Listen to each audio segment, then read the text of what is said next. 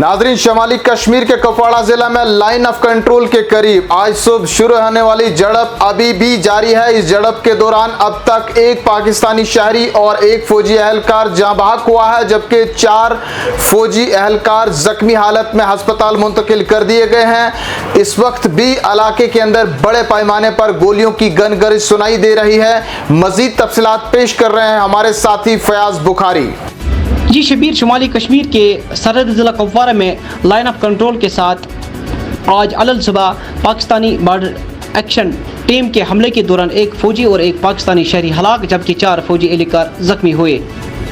ज़राए ने बताया कि पाकिस्तानी BAT टीम ने अलल सुबह LOC के साथ कुमकारी सेक्टर में एक फ़ौजी चौकी पर हमला किया।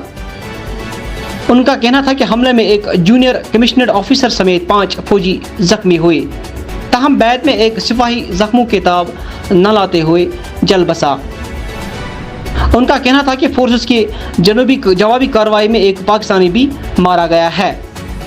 आपको बता दूं कि गुज़िश्ता 3 रोज़ के दौरान ये दूसरा हमला है।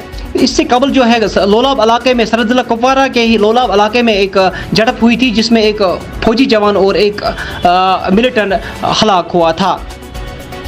आपको बता दें कि यह हमला करगिल विजय दिवस के एक दिन बाद हुआ, जहां वज़ीर आज़म नरेंद्र मोदी ने पाकिस्तान को सख्त वार्निंग देते हुए कहा था कि हिंदुस्तानी फ़ौज दहशतगर्दी को कुचल देगी और दुश्मन के अज़म का मुंह तोड़ जवाब देंगी।